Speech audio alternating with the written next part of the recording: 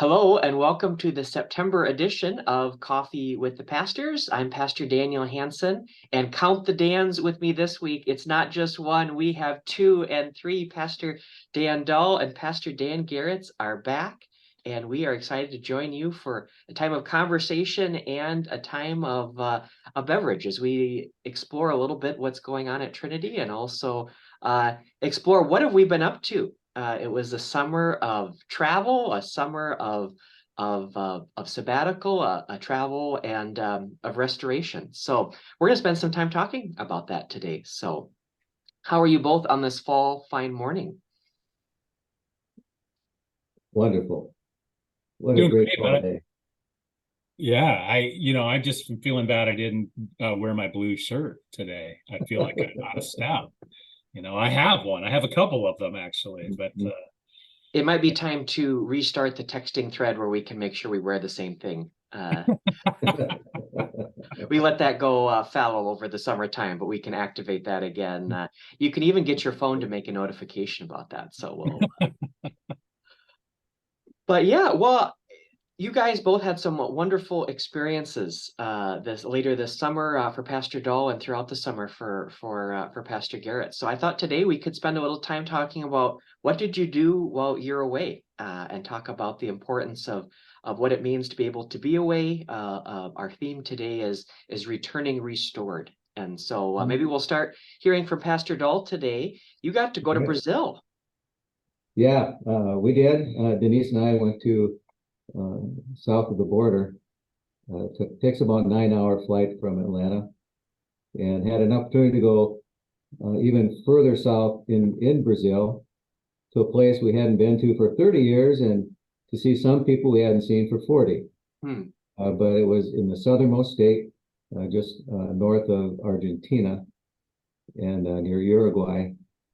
And we just had a wonderful time. We got to the airport and we were picked up by a good friend of ours that we hadn't seen for decades.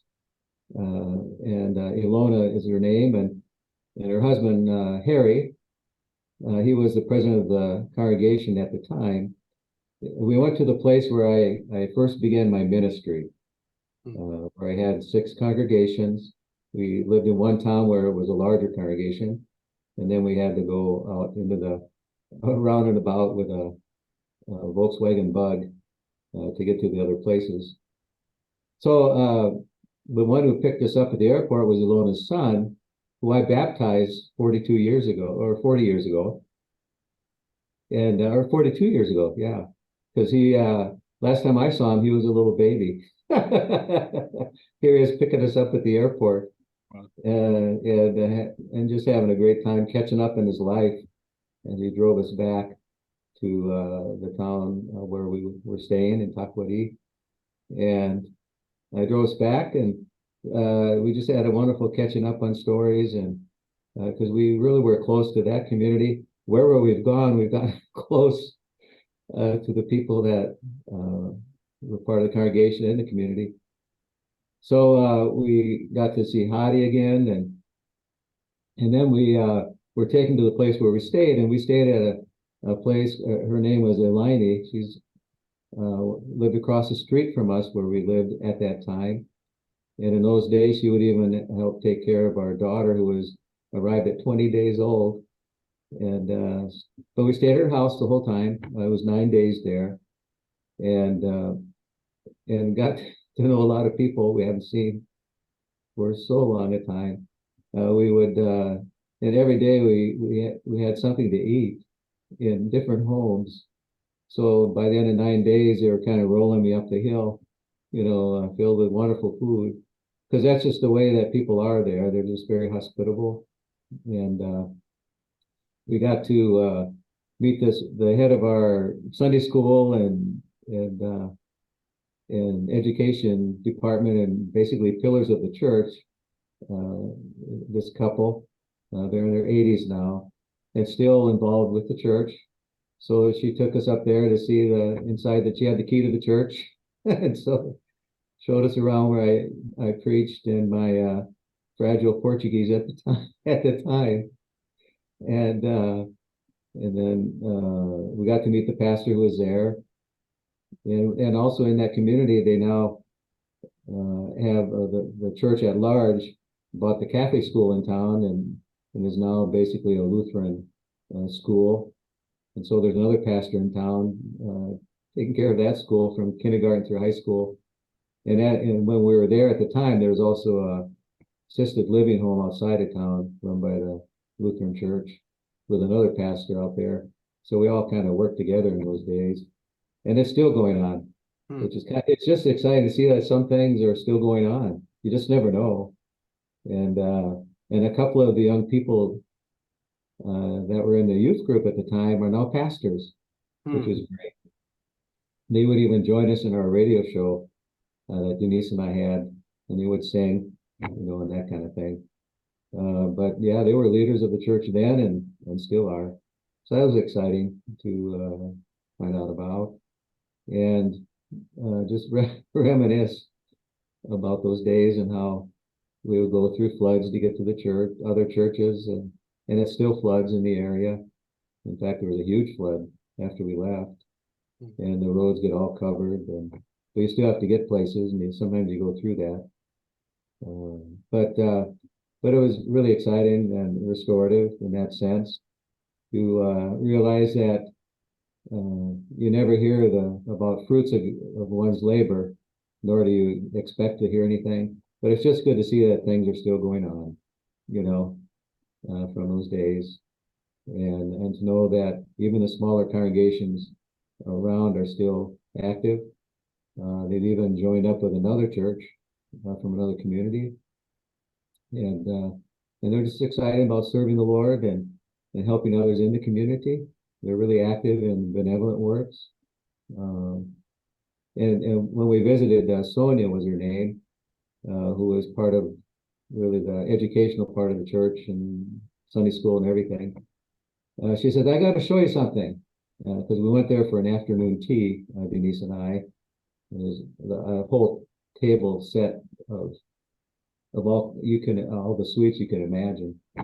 But she had saved from the time that we were there some things that I had put together for the youth group and church. And in those days, I wrote it by hand until I got my typewriter.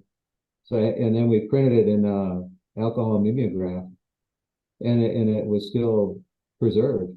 And so she brought it out and showed me that and gave me a copy of something that she had saved. It was like a Bible study for the youth group, and they had it written in Portuguese by hand. It was remarkable. And but she's still leading, and also at that time the youth group did a play that was written by a nun, Catholic nun in town, on Psalm 71, and this nun wrote the play in Portuguese and based on Psalm 71, and the youth group performed that play in front of an audience of Lutherans and Catholics and all kinds of people. So, and she still has that play, saved from those days. Wow, that's quite remarkable. So it's just fun to see what people remember, and know that when we approach them, they wouldn't turn away running out in the opposite direction. Yeah. Oh no, they're back in town. So it's just good to be embraced and it just seemed like we had just left. They have a custom drinking tea out of a gourd, and so we did that. It takes about an hour. You sit in a circle and you just drink this tea in this gourd. You drink it, then you fill it up and you pass it to the next one, and it has a metal straw that you drink through. So we got back into that custom again, and then they had the famous barbecues with half a cow on a spit, and it would just the pastor's back in town, so they put that on it. We went to a birthday party at someone's place, and there were a lot of people there, and had to be refreshing some of the names, but yeah, it was fun. Not just talking, about church and so on, but life in general. around the community, how it's changed and not changed. The families still are close to one another, the extended families in that community, they help one another. The only nursing home in that community is the one the church has. So basically, people take care of one another, until they pass away. The congregation in that town, and in those days too, we also had a Lutheran cemetery. That it's still there. They're taking care of that, and I did several of those funerals in those days, and so it's something to remember about some of those people too. So it's quite something. Well, what a unique opportunity not many pastors get to go back after so many years and see, how is ministry going, was to see the people. And in many ways, as I hear you describe that, I see maybe some parallels between you coming back to Trinity as well and being able to connect with some of the folks that were so formative in your own faith formation. And what an interesting thing to be able to see those people, and then to see also now those first folks who I'm sure were formative in your ministry as you served them in Brazil. And that's really cool, because that happens so rarely that one is able to go back and get to reconnect all those. And we hadn't really been there for an extended period of time for 40 years, so that is quite something. And then from there we went up to see some of Denise's friends who she'd known since kindergarten, So we went to another state right up called Santa Catarina, stayed on the ocean side there on the beach, and where her friend lives, and it was just tremendous. I got to know her friend even more, and her husband, and we got to know other people in the area, and it was just delightful to get to know. Then we went up to Sao Paulo and stayed there some more days, got to see some more friends of Denise's, and of course I would work there too, but we had spent most of the time with this trip in southern Brazil. But it was really nice. What I was just going to ask, what changes did you notice? I mean, 30, 40 years, that's a long time between visits. What struck you as different, or maybe what surprised you in that it hadn't changed? Well, the way people are has not changed. That's striking, with the world changing and so on. In terms of they're very hospitable, welcoming, and just take the time out of their schedules. We have the Mount Rushmore, in the United States, Rushmore, and people are so busy, but even in their schedules there, they literally marked out a day for those even working to be with us. And they can do that, and that's just, they don't have to ask, they just mention to their boss, or if they're their own boss. It's just the way people are, to spend time with someone that hasn't come around for 40 years, so that hasn't changed in terms of their openness and love for others. But what's changed is the size of the city. That particular one where we were has grown, and it's become more industrialized.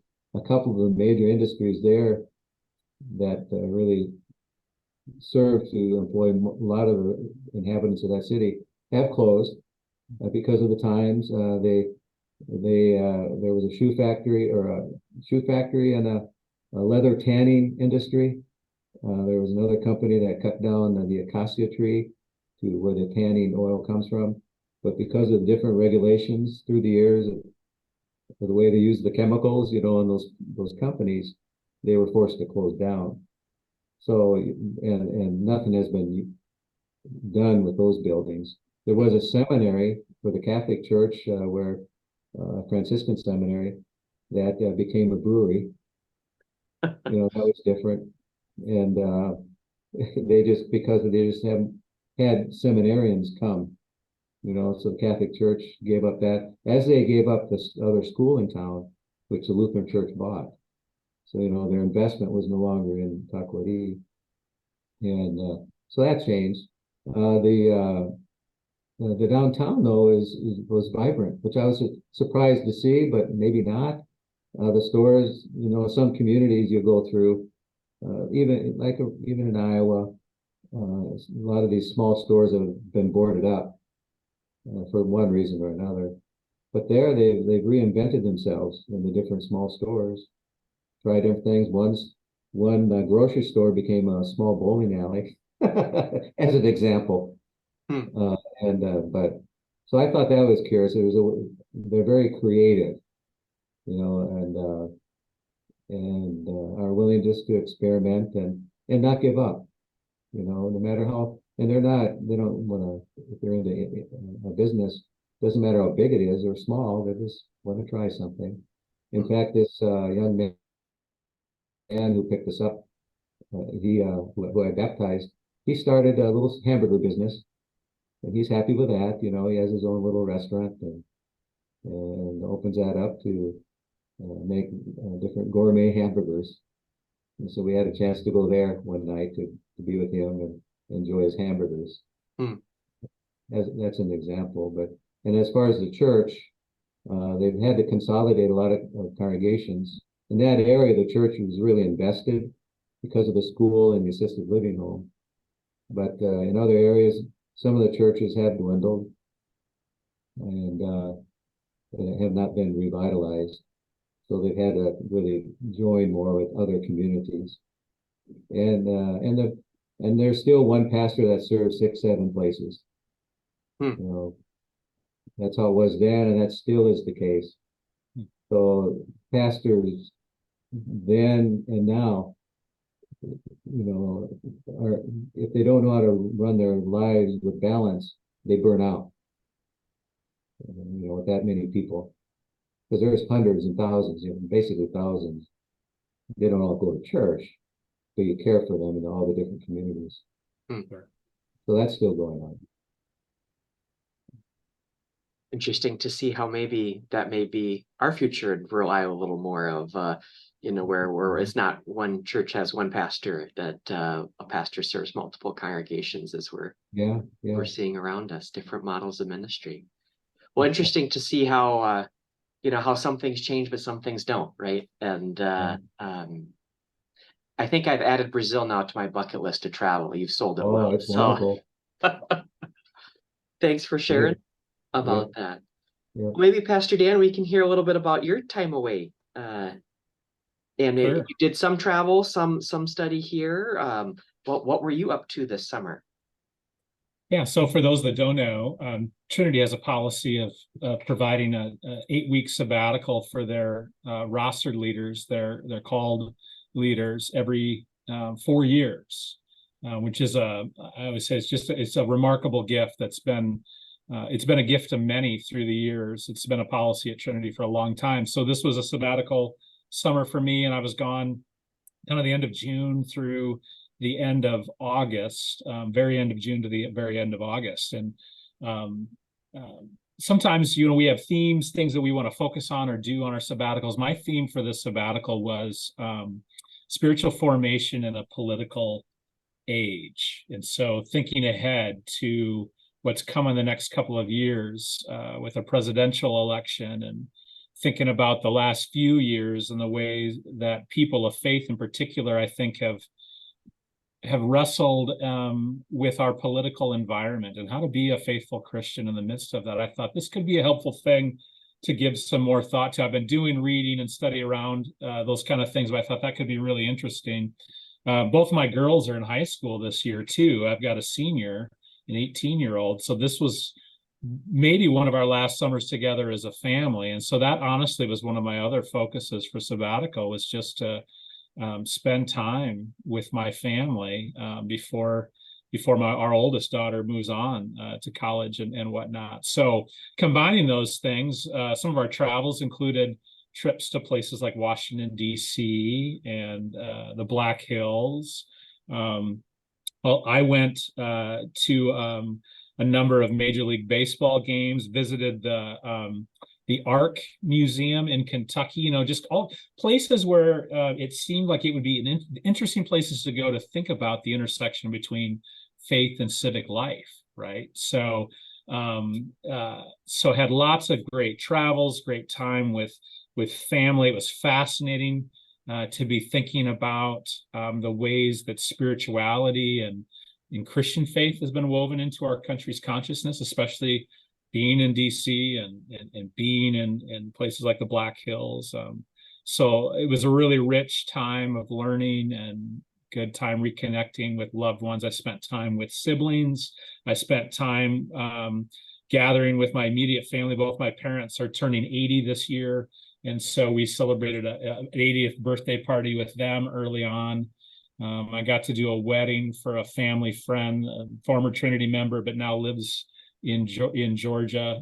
So we got to do that. It's the beauty of sabbatical. I think there's a couple of them. I think one, it gives you time to do things you can't otherwise do because of the nature of our call, right? I mean, we work some odd hours, weekends, evenings, that kind of thing. Sabbatical frees you up from that. I think the other thing that sabbaticals do, other than just the time for intentional study and focus, is it gives you a chance to lay down some things that you've been carrying. Steve Allstead, a former bishop in our synod, once said, he goes about his own sabbatical, he said, sometimes you don't realize what you're carrying until you lay it down. And I think for me, it's kind of the theme that you lifted up, Pastor Daniel, laying some things down, thinking about the last 4 years. I realized that I was probably more tired than I thought. I really thought I felt pretty good going in the sabbatical, but getting a break, you kind of go, whoa, it's been a journey in the church and for all of us in our with the pandemic and with all kinds of different things. So here at Trinity, some major transitions, finishing a building project, all those staff changes, all those kind of things. So it was wonderful. So I came back from sabbatical one, ready to come back, which I've said several times, surprised me a little bit.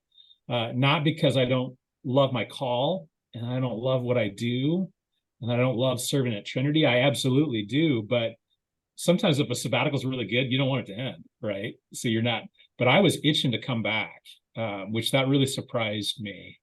But also you just have a different focus. There were things I was worried about before I left that I'm like, I don't see why I was worried about that. And there are some things that I'm thinking this needs more attention. And I think that's the beauty of sabbatical too, is it gives you that chance to just gain a perspective that you just can't for some reason quite get when you're in the midst of it, and working. So yeah, lots of fun stuff and lots of rich, rewarding time, and certainly renewing.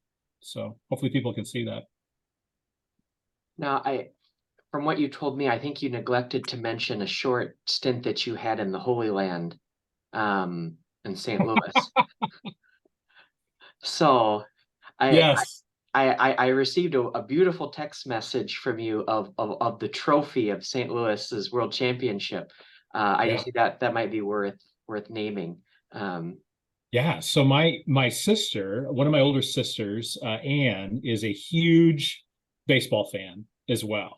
And once before, I had gone on a little tour of ballparks with her because she loves to do this. She's been to all, but I think now 4 major league ballparks in Major League Baseball.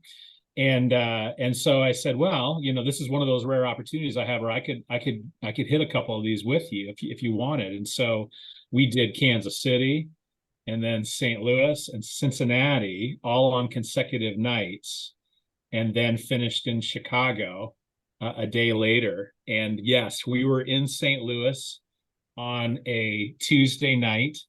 And St. Louis, maybe they're not having the best season. But on this particular night that we were there, they won on a walk-off home run. It was really dramatic and really fun. And again, I've got cousins that live in St. Louis. So we met up with them and got to hang out. And yes, I got to experience the ballpark village in St. Louis, which is really lovely, really, really nicely done. My first time ever being in the stadium, and I did not wear Cubs gear in there. I didn't quite have the guts. They weren't playing the Cubs, so I thought that would be a particularly bold and dangerous move. So I did not don the Cubs jersey. I did in Cincinnati because I was a little bit more confident that I wouldn't get roughed up. in Cincinnati. I wasn't so sure in St. Louis, but everybody in St. Louis was very kind. They were very nice. I can't say I was cheering for St. Louis, but it was fun to watch them win and watch the fans go nuts. You probably made a wide choice. They were probably more friendly. I mean, I know how St. Louis fans get treated in Chicago, so I wouldn't hold it against anyone, but no, it was really great. And yeah, again, in the midst of that, we did a couple of we did the Negro Leagues Museum in Kansas City.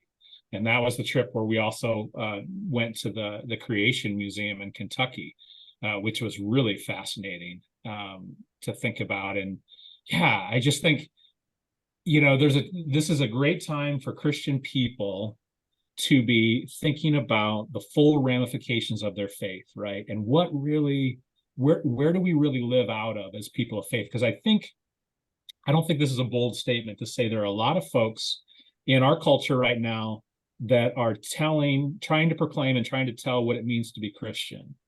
And I think there's great value in Christian people really thinking more deeply and studying what it is that is the core of their belief, and how do they think about Scripture, and how do they address contemporary issues from a Christian standpoint, and what's our process, and how can we be in conversation with people that might not agree with us on that, so that we can understand our own sense of rootedness better, right? And so that was a lot of the kind of stuff that I did on sabbatical, and what we're talking about now in the class that we're doing on Wednesday nights, which has been a blast, by the way, just phenomenal on Wednesday nights, thinking through spiritual formation in a political time. It's been really rich. So how many more weeks of that are there if folks haven't been able to come yet, if they still want to jump in?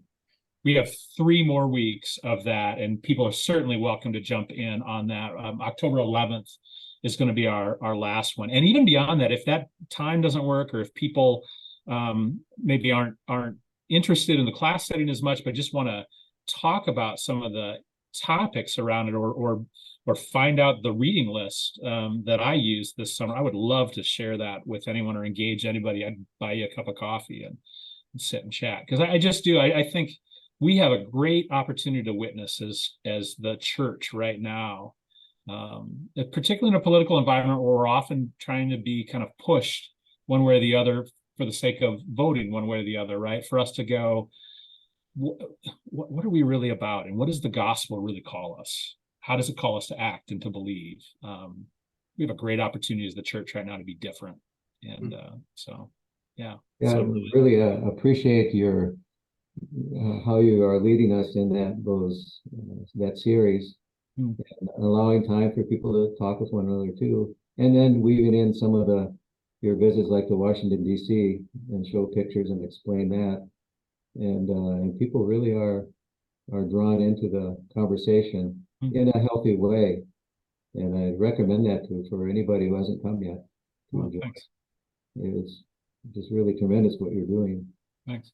Well, it's been fun too to show a few pictures. I don't want to become like that relative that says, "Hey, come look at my vacation pictures," but it has been fun to try to work in some of the things that I saw and thought. And I kept a bit of a journal as I went through sabbatical, as I was reading stuff and having conversations with different leaders. And I made notes about, this is really fascinating. Or one of my daughters said this, and that just so ties in with this topic. And so I have been sharing some pictures and some different pieces of history as we talk about the topics in the class. And as you showed that you had been in the African American Museum, then went to the Jefferson Memorial, and how that wove together. That was fascinating.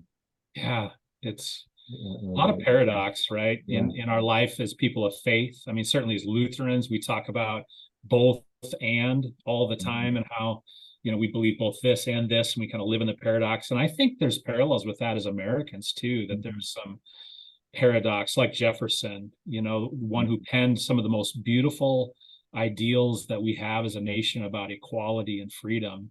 And yet, even in his own life, didn't practice that always, right? And just, I think that just all speaks to this kind of idea that we're not there yet, but yet we have these things that pull us towards something better. And there's something kind of beautiful about that.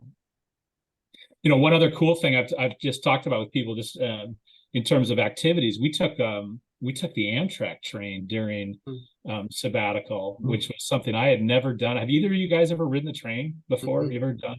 Been on a train, yeah. Yeah.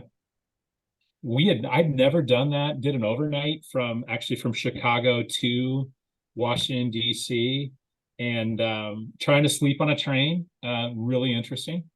Really, yeah, it was work? kind of, yeah, kind of. I can't say it was the best sleep I've ever had, but overall the experience was incredibly cool, and it is a fascinating thing to fall asleep in one state and you wake up and you're in a totally different landscape, and the scenery that you see from the train is so different than what you see from a car on an interstate, because there's no, lights and places to stop, whatever. You're just like cutting through people's backyards. Like, it's really, really interesting, but was a kind of a once in a lifetime experience for us too. So was the sound, sometimes, a lot of times rails are like 30, they're not that long, but nowadays they're a quarter mile long. So it's not that boom, boom, boom, boom, boom. You didn't probably have that, did you? It was quiet. It was really quiet. Yeah, actually. The rails are much longer nowadays, so it's more smoother, right? I think. I haven't ridden nowadays, but it was pretty smooth, and it was surprised. It shocked us how quiet it was. So quiet that we could hear. We had our own little room cabin. We really splurged and went all out, and we could actually hear the people in the next car over talking. It was so quiet, and that's really shocked us because we thought there'd be more background noise and more rail noise and that kind of thing. But yeah, it was great. Well, maybe as we close out today, if you have any thoughts on what is the role of rest or Sabbath or sabbatical, what role does that have in both our physical and our spiritual lives? Because maybe when I associate rest, I associate it with like my physical body, right? And but I think maybe we'll go in a different direction, but there's something about being away that maybe rests the mind or rest the spirit. And so any closing thoughts on the importance of Sabbath and rest in both physical or spiritual health? Well, I would just say, go ahead. Go ahead, Dan. Well, in this world we live in, none of us are superhuman beings, and weariness is a part of our daily lives sometimes not. So even in the midst of living in a city like Mason City, there are opportunities to really take time off even during the day to pray, to renew oneself, to connect with God, family, watch over your own needs without being selfish. We don't have to necessarily go to Brazil, and come back, but in fact, there are times where a person does need to get away, but there's times where you can renew yourself even in the midst of busyness here in Mason City. And church is a time to come and worship and renew oneself, refresh and revitalize. Jesus himself, he would go up a mountain and pray when it got too busy. Come down and say, let's go. Yeah, that's beautiful. I would just add, there was an old pastoral leadership professional years ago who said, when you're thinking about time away as a religious leader, you should think about doing things that feed your soul. And I've always thought that's wonderful advice for anyone who's looking for Sabbath or for a break from any kind of calling, any profession, anything. Is when you get a chance to rest or to get away, you should think about not just what seems fun or not just what seems the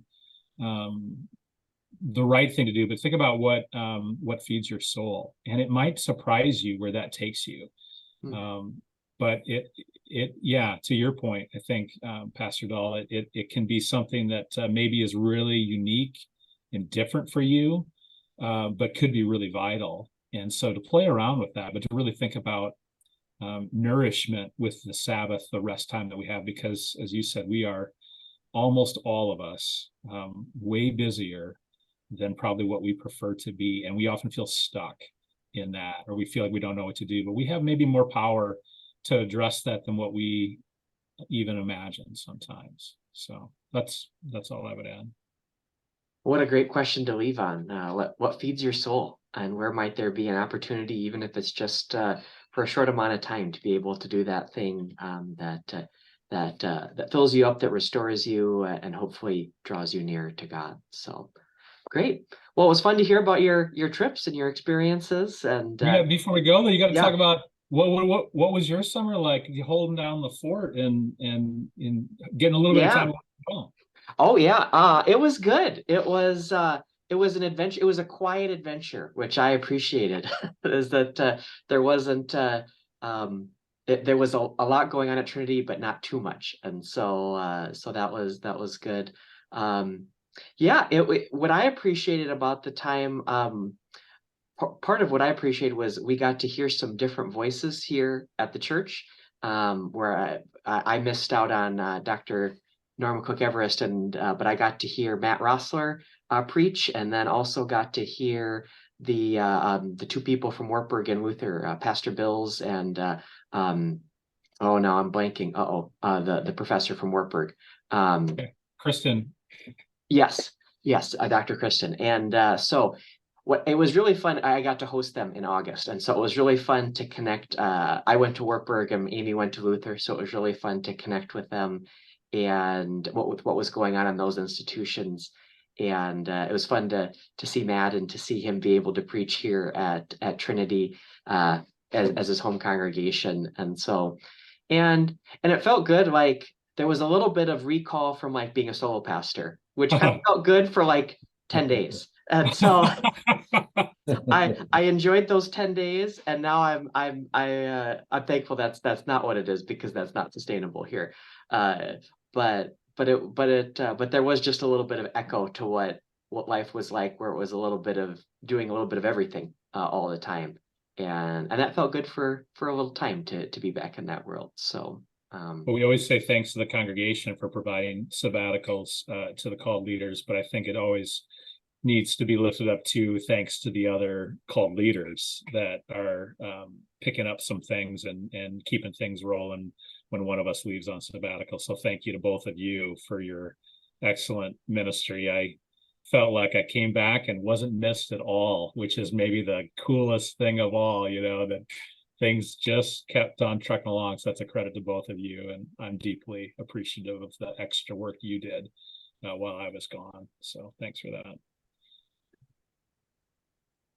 Well, I think we can wrap it up for today. So thanks for joining us for Coffee with the Pastors in September. We'll look forward to visiting with you again in October. And until then, may God's blessings follow you each step of the way.